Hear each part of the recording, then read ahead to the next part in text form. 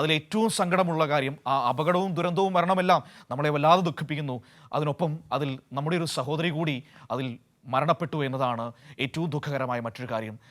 പത്തനംതിട്ട ആറന്മുള പുല്ലാട് സ്വദേശിയായ രഞ്ജിത ആ ദുരന്തത്തിൽ മരണപ്പെട്ടു. നഴ്സായിരുന്നു രഞ്ജിത.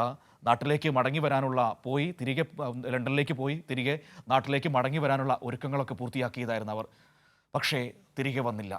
ഇനി ഒരിക്കലും വരാത്ത ഒരു ലോകത്തേക്ക്, കാഴ്ചയിലേക്ക് മടങ്ങുന്നതാണ് നമുക്ക് കാണാൻ കഴിഞ്ഞത്. ഇതിലത് ഏറ്റവും പ്രധാനപ്പെട്ടത് രഞ്ജിതയുടെ സഹോദരൻ ഇന്ന് DNA പരിശോധനയ്ക്കായി അഹമ്മദാബാദിലേക്ക് പോകും എന്നതാണ്. മൃതദേഹം പൂർണ്ണമായി കത്തിക്കരിഞ്ഞ സാഹചര്യത്തിലാണ് DNA പരിശോധന തിരിച്ചറിയാൻ അനിവാര്യമായി വന്നിരിക്കുന്നത്. രഞ്ജിതയുടെ വീട്ടിൽ മന്ത്രി വീണ ജോർജ് ഉൾപ്പെടെയുള്ളവർ ഇന്ന് എത്തും. സുജു ടി ബാബു പത്തനംതിട്ടയിൽ ഇന്ന് നമ്മളോടൊപ്പം ചേരുകയാണ് വാർത്തയുടെ വിവരങ്ങൾ നൽകാനായി, സങ്കടകരമായ വാർത്തയുടെ വിവരങ്ങൾ നൽകാനായി. സുജു, ഏറ്റവും സങ്കടകരമായ കാര്യമാണ് അഹമ്മദാബാദിലെ ആകാശ ദുരന്തത്തിൽ നമ്മുടെ ഒരു സഹോദരി കൂടി ഉൾപ്പെട്ടു എന്നത്. രഞ്ജിത, ആ മൃതദേഹം തിരിച്ചറിയാൻ പോലും കഴിയാത്ത സാഹചര്യമാണ്. DNA പരിശോധന നടത്തണം. ഇപ്പോൾ സഹോദരൻ ഇന്ന് അങ്ങോട്ടേക്ക് പോകുമെന്നാണ് അറിയുന്നത്. എപ്പോഴാണ് യാത്ര തിരിക്കുക? മനു, എൻ്റെ ഉച്ചയ്ക്ക് ശേഷമായിരിക്കും സഹോദരൻ രതീഷ് യാത്ര തിരിക്കുക. ഇതുമായി ബന്ധപ്പെട്ട നടപടിക്രമങ്ങൾ പൂർത്തിയാക്കേണ്ടതുണ്ട്. ഈ ആധാർ കാർഡ് ഉൾപ്പെടെ വെരിഫൈ ചെയ്ത് ജില്ലാ ഭരണകൂടം അക്കാര്യത്തിൽ ഒരു വെരിഫൈ ചെയ്ത് നൽകേണ്ടതുണ്ട്. അതിനുശേഷമായിരിക്കും ഗുജറാത്ത് അഹമ്മദാബാദിലേക്ക് സഹോദരൻ പോവുക. മറ്റൊരു സഹോദരൻ ഇന്നെത്തും. വിദേശത്തുള്ള സഹോദരൻ നാട്ടിലേക്ക് എത്തും. രഞ്ജിതയ്ക്ക് 2 കുട്ടികളാണ് ഉള്ളത്. നമ്മൾ ഇന്നലെ മുതൽ പറയുന്ന ഒരു കാര്യം തന്നെയാണ്. 7ാം ക്ലാസ്സിൽ പഠിക്കുന്ന 10ാം ക്ലാസ്സിൽ പഠിക്കുന്ന മകനും 7ാം ക്ലാസ്സിൽ പഠിക്കുന്ന മകളുമാണ് ഉള്ളത്. ഇന്നലെ മുതൽ തന്നെ കുടുംബം വലിയ ഒരു സങ്കടത്തിൽ തന്നെ. കുടുംബം മാത്രമല്ല, ഒരുപക്ഷെ കേരളക്കരയാകെ നമ്മുടെ ഇന്ത്യയിൽ വലിയ ദുഃഖത്തിലാണെന്നുള്ള കാര്യത്തിൽ ഒരു സംശയവുമില്ല. ഇന്നലെ തന്നെ ആരോഗ്യവകുപ്പ് മന്ത്രി വീണ ജോർജ് കുടുംബത്തെ വിളിക്കുകയും ആശ്വാസം വാക്കുകൾ പറയുകയും ചെയ്തിരുന്നു. ഇന്ന് മന്ത്രി നേരിട്ടെത്തുന്നുണ്ട്. രാവിലെ 8 മണിയോട് കൂടി മന്ത്രി വീട്ടിലെത്തി അവരുടെ ദുഃഖത്തിൽ പങ്കുചേരുമെന്നാണ് മനസ്സിലാക്കാൻ സാധിക്കുന്നത്.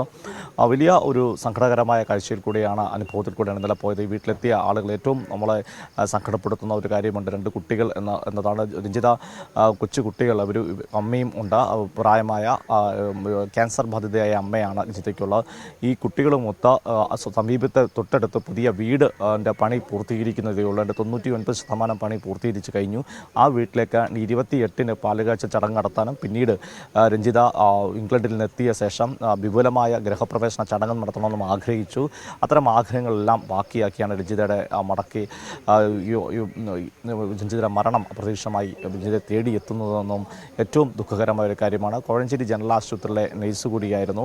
5 വർഷങ്ങൾക്ക് മുമ്പേ അവധിയെടുത്താണ് ഗൾഫിൽ വിവിധ രാജ്യങ്ങളിലേക്ക് നഴ്സായി ജോലിക്ക് പോയത്. അതിനുശേഷം അതിനിടയിൽ UK ജോലി കിട്ടുന്നു, നഴ്സായി തന്നെ കിട്ടുന്നു.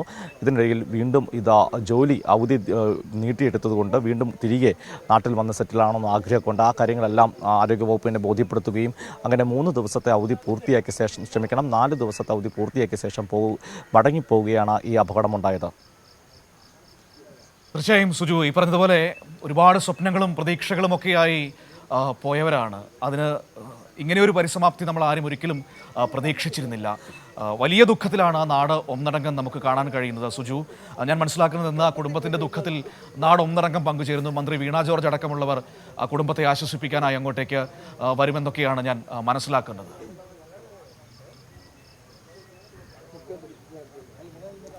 തീർച്ചയായിട്ടും മന്ത്രി വീണ ജോർജ് ഇന്നെത്തും. ഇന്നലെ തന്നെ നിലമ്പൂർ തിരഞ്ഞെടുപ്പ് പ്രചരണത്തിലായിരുന്നു മന്ത്രി. ഇപ്പോൾ ആ പ്രചരണത്തിനെ അത് അവസാനിപ്പിച്ചുകൊണ്ടാണ് മന്ത്രി ഇപ്പം വീട്ടിലേക്ക് എത്തുന്നത്. ഇന്നലെ രാത്രി തന്നെ അവിടുന്ന് യാത്ര തിരിക്കുകയും ഇന്ന് പുലർച്ചെ എത്തുമെന്നായിരുന്നു അറിയിച്ചിരുന്നത്. ഇന്നേരം രാവിലെ 8 മണിയോടെ മന്ത്രി എത്തിച്ചിരുന്നാണ് മനസ്സിലാക്കാൻ സാധിക്കുന്നത്. ഇന്നലെ നാടൊന്നാകെ നമ്മളതിൽ 2 കാര്യങ്ങളുണ്ട്. ഒന്ന്, രഞ്ജിതയെ നേരിട്ട് അറിയാവുന്ന ആളുകൾ അവരെത്തുമ്പോൾ പറയുന്നൊരു കാര്യമുണ്ട്. ഏറ്റവും സൗമ്യമായി പെരുമാറുന്ന നല്ല വ്യക്തിത്വത്തിൻ്റെ ഉടമ, വീട്ടിനെ പറ്റിയും കുടുംബത്തെ പറ്റിയൊക്കെ വലിയ സ്വപ്നങ്ങൾ പങ്കുവച്ചിരുന്നു. ഇപ്പോൾ ഇതിൽ കോൺട്രാക്ടർ പറഞ്ഞൊരു കാര്യമുണ്ട്. 5 മാസമായി വീട് പണി തുടങ്ങിയിട്ട് ആ വീട് പണി പൂർത്തീകരിക്കുന്ന ഘട്ടത്തിൽ തൻ്റെ 2 കൊച്ചുമക്കളെയും അതുപോലെ അമ്മയും ഈ വീട്ടിലേക്ക് മാറ്റി താമസിപ്പിക്കണം, എത്രയും പെട്ടെന്ന് മാറ്റി താമസിക്കുന്ന ആഗ്രഹമുണ്ടായിരുന്നു. അതുകൊണ്ടാണ് 28-ാം തീയതി തന്നെ പാലുകാഴ്ച ചടങ്ങ് രഞ്ജിത നിശ്ചയിച്ചത്. അതുപോലെ തന്നെ അതുമായി ബന്ധപ്പെട്ട് ഈ വീടിൻ്റെ ചില ഗൃഹോപകരണങ്ങൾ മേടിക്കാനായി പോയ ഒരു പൊതുപ്രവർത്തനം അതിനോട് സഹകരിച്ച അദ്ദേഹത്തിനോടും പങ്കുവെച്ച ആഗ്രഹം ഇതൊക്കെ തന്നെയായിരുന്നു.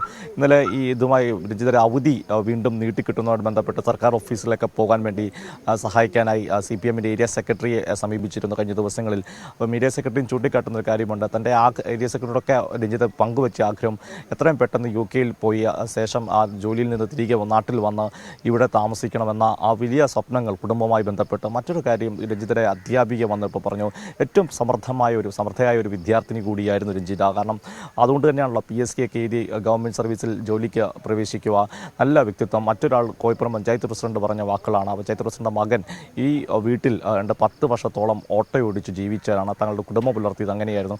ആ ഘട്ടത്തിലെല്ലാം വളരെ മാന്യമായി ഉള്ള പെരുമാറ്റവും അവരുടെ നല്ല ഇടപെടലുമായിരുന്നു പറഞ്ഞത്. മറ്റൊരു പ്രധാനപ്പെട്ട കാര്യം, ഈ വാർത്ത അറിഞ്ഞെത്തുന്നവർ, ഈ പുല്ലാട് രഞ്ജിത്തെ നേരിട്ടറിയാതെ എത്തുന്ന ഒരു അമ്മ പ്രതികരിച്ചത് ഇങ്ങനെയാണ്: ഞാനും ഒരു അമ്മയാണ്, എങ്ങനെ ഞങ്ങൾക്ക് വീട്ടിൽ ഇരിക്കാൻ സാധിക്കും ഈ വാർത്ത കേൾക്കുമ്പോൾ?